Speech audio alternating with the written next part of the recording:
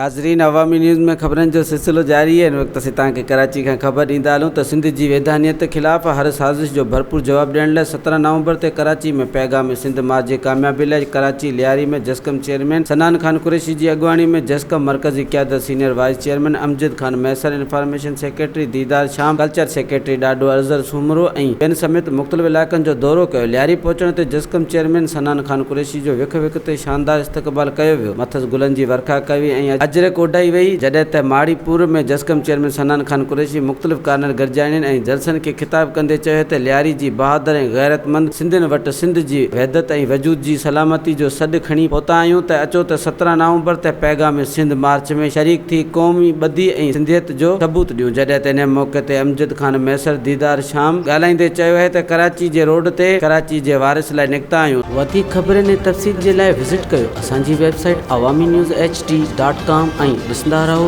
Awami news HD।